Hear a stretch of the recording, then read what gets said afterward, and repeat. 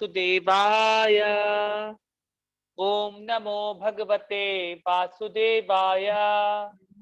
ओम नमो भगवते वासुदेवाय। नारायणं नमस्कृत्यं नरं चैव नरोत्तमं देवीं सरस्वतीं व्यासं ततो जयमुदीरयेत्।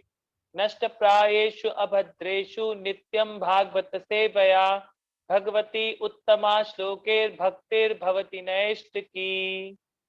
नमः ओम विष्णुपादाय कृष्णप्रेष्ठाय भूतले श्रीमते भक्तिवेदांत स्वामिन् इति नामिने। नमस्ते सारस्वते देवे गौरवाणी प्रचारिणे निर्विशेषा शून्यवादी पाश्चात्य देशतारिणे। जय श्री कृष्ण चैतन्य प्रभु नित्यानंदा श्री अद्वैत गदाधरा शिवासादि गौर भक्त वृंदा।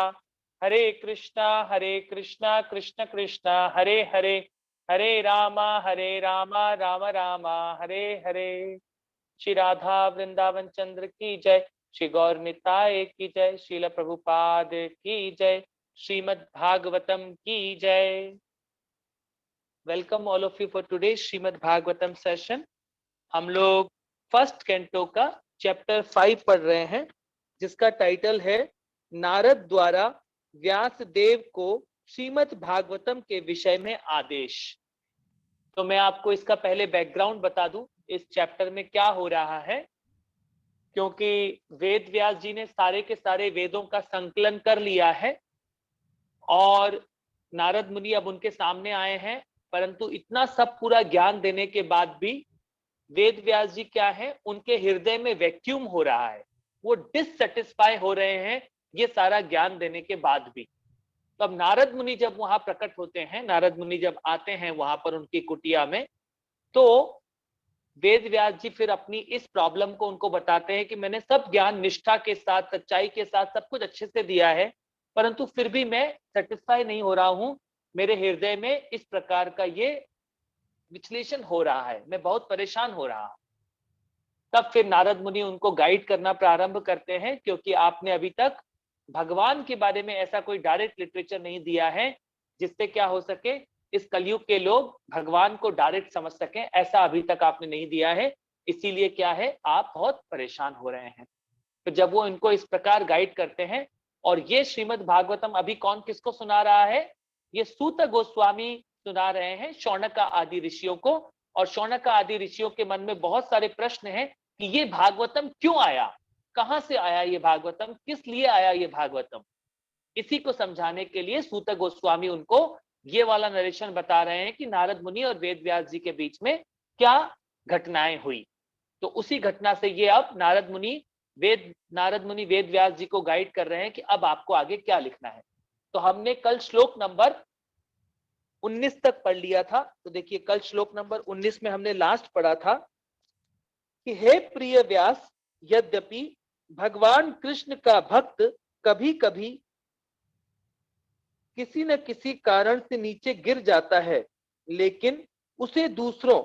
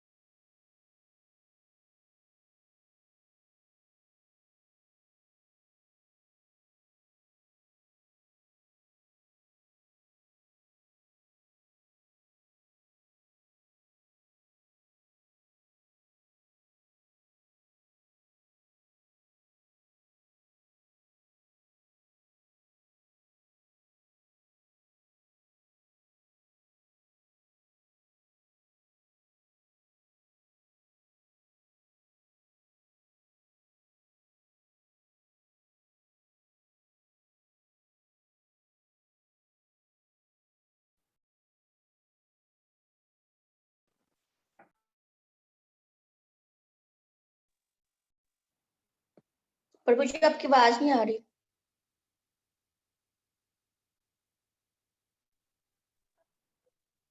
हरे राम राम। अब मेरी आवाज आ रही है? हाँ जी, अब आ रही। हरे राम। तो आप सभी अपने आप को म्यूट पे कर लीजिए, आप सभी भक्त म्यूट पे कर लीजिए। अब देखिए यहाँ पर, क्योंकि आप सभी, महेश सभी को म्यूट पे कर दो। आज मैं गुवाहाटी में हूं तो यहाँ पे इंटरनेट का प्रॉब्लम है, हो सकता है ये एक दो बार बीच में डिस्कनेक्ट हो जाए।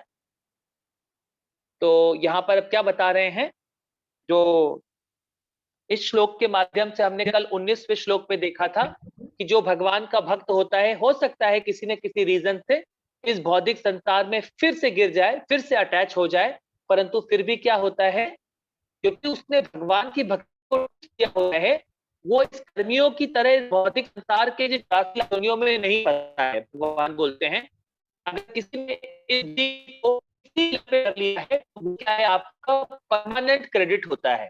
आप भागवत सुन रहे हैं, आप प्रतिदिन भगवत गीता का अध्ययन कर रहे हैं, प्रतिदिन आप 16 माला का जप कर रहे हैं, भक्ति है श्रवणम कीर्तनम स्मरणम विष्णुपाद सेवनम अर्चनम वंदनम।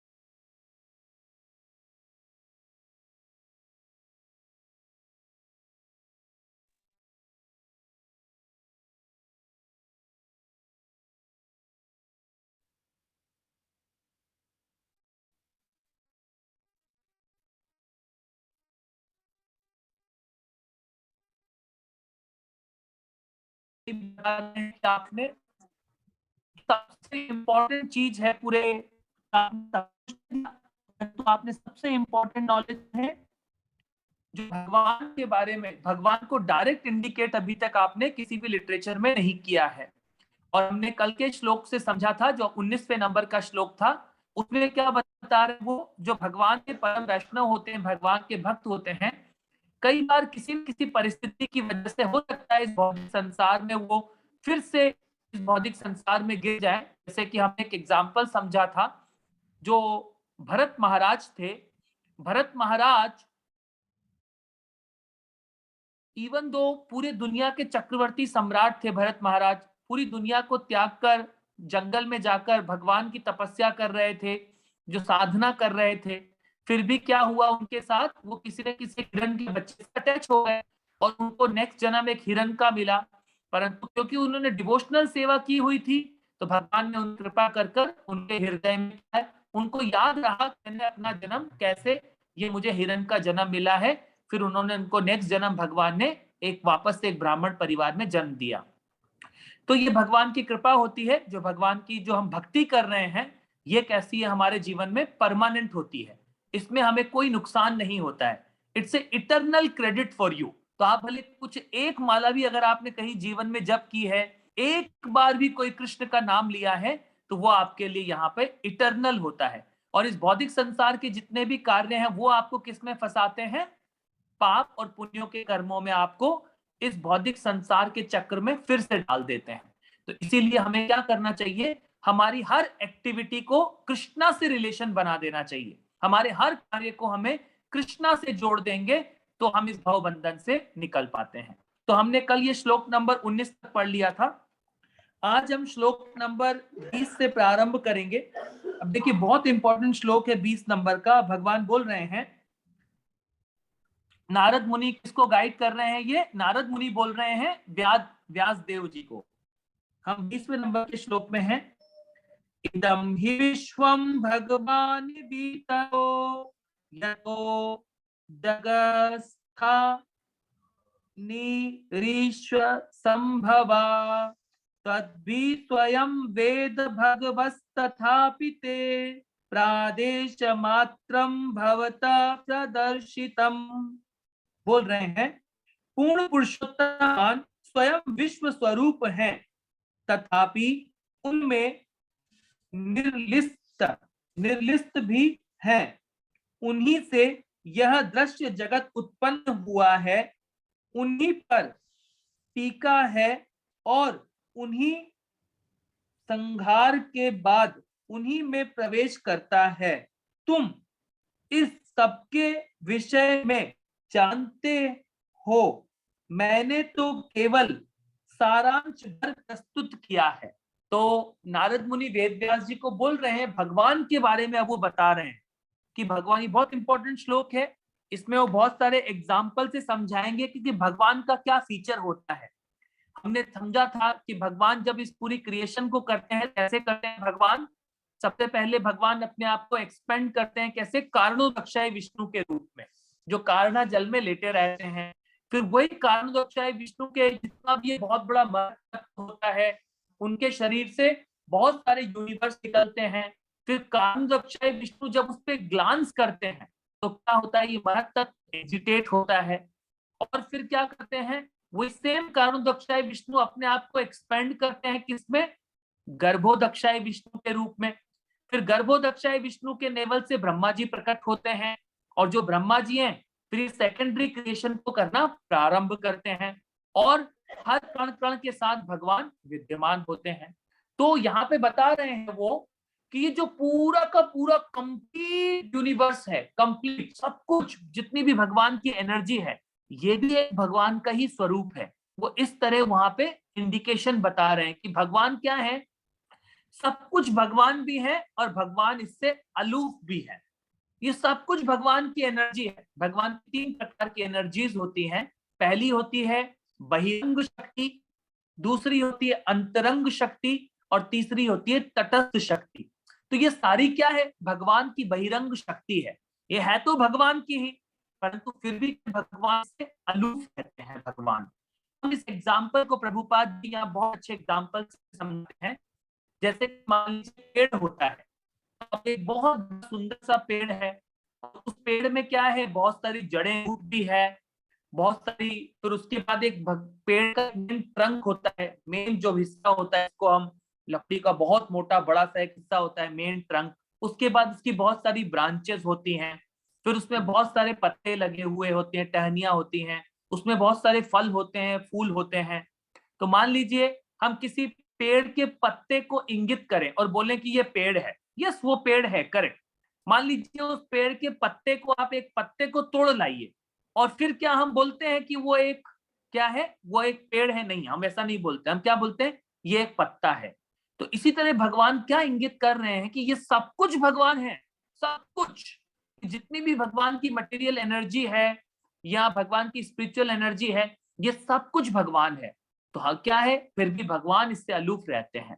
तो जो भगवान, जैसे मान लीजिए हम कैसे समझे, जैसे कि एक पेड़ में बहुत सारे फल आते हैं, जैसे एक आम का पेड़ है, सिर्फ एक बीज डालने से पूरा आम का पेड़ बन जाता है, परंतु उसमें बहुत सारे, जब आम के बहुत सारे आम निकलते हैं, मान लीजिए हर साल हम हजारों आम प्राप्त करते हैं आम के पेड़ से, वो सेम आम का पेड़ अगर उसमें से हर एक बीज निकाला जाए और फिर से जमीन में डाल दिया जाए, फिर से एक नया पेड़ बन जाता है।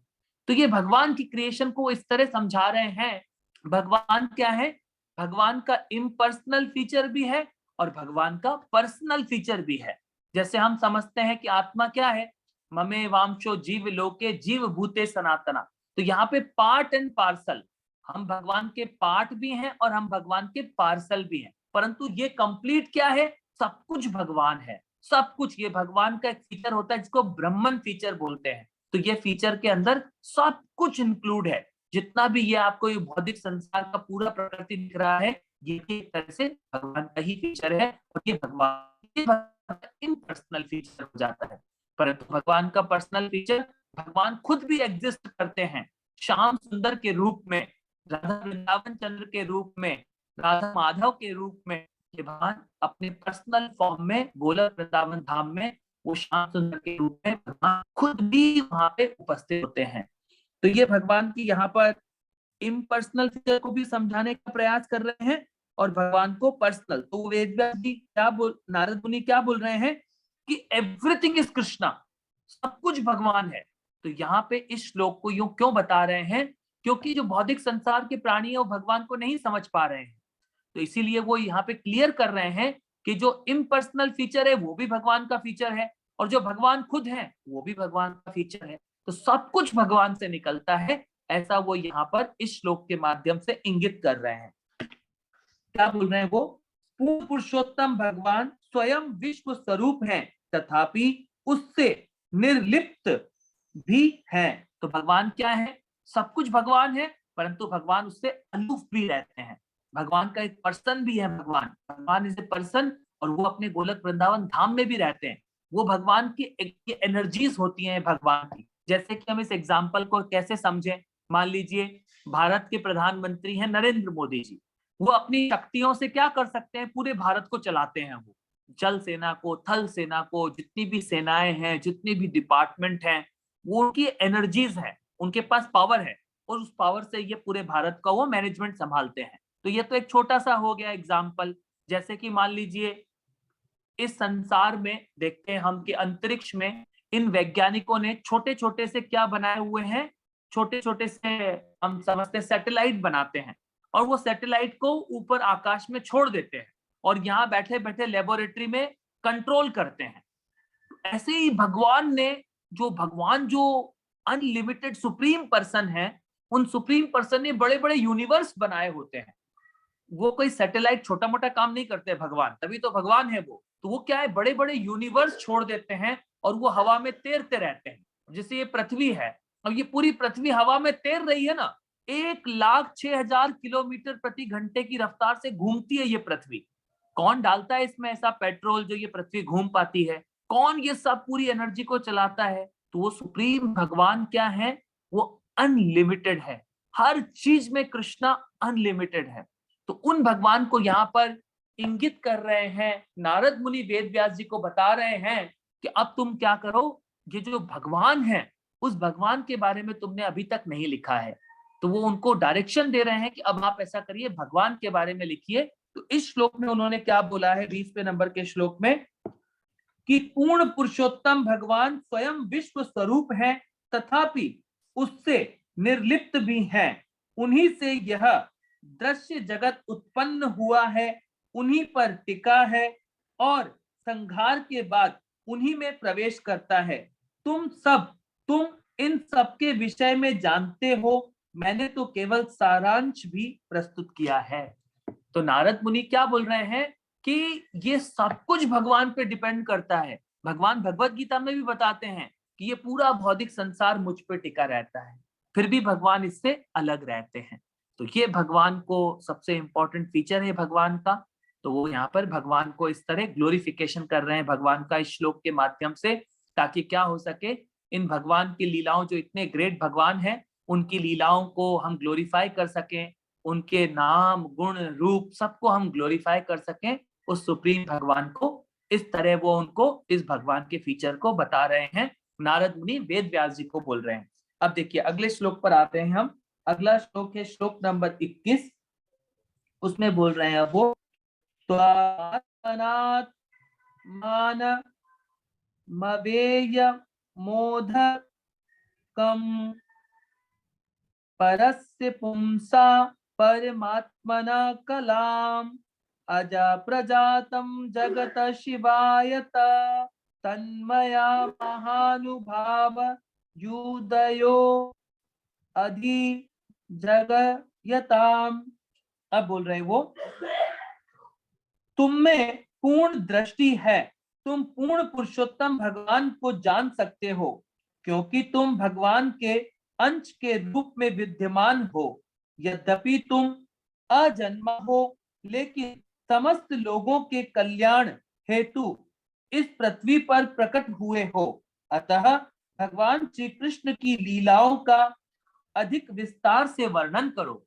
तो देखिए नारद मुनि चाहते हैं कि वेद व्यास जी एक्चुअली भगवान के क्या है, वो शक्त्यावेश अवतार है। वेद व्यास जी को तो सब कुछ मालूम है भगवान के बारे में, तो वो चाहते हैं अब उनके गुरु कि तुम क्या करो, भगवान की लीलाओं को सेपरेट वर्णन करो, तब जाके इस कलयुग के लोग उस भगवान के बारे में समझ पाएंगे, उस भगवान को रियलाइज कर पाएंगे, अन्यथा ये पॉसिबल नहीं हो पाएगा। तो जो भगवान के प्योर भक्त होते हैं वो क्या चाहते हैं कि ये आत्माएं जो इस भौतिक संसार में भटक गई हैं, इनको आइडिया ही नहीं है। पूरे जीवन भर हम ये समझते रहते हैं कि ये भौतिक संसार मैं चलाता हूँ, ये मैं शरीर हूँ, इस प्रकार के ज्ञान में हम लिप्त रहते हैं। परंतु जैसे ही हम किसी भगवान के प्योर भक्त श्रीला प्रभुपाद जी के टच में आते हैं, तो वो हमें सबसे पहले क्या लेसन देते हैं कि हम ये शरीर नहीं है, ये शरीर भगवान की मटेरियल एनर्जी है और हम भगवान के अंश हैं, और हमारा मेन पर्पस है कि हम भगवान की सेवा में लग जाए। ये हमारा मेन पर्पस होता है।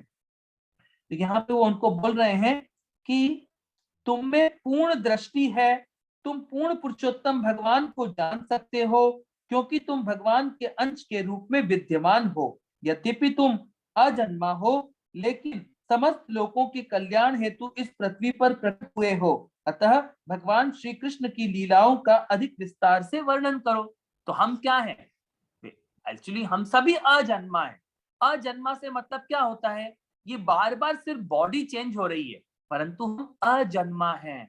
हमारा कभी जन्म नहीं होता है। आत्मा इटर्नल है, हम भगवान के अंश स्वरूप हैं।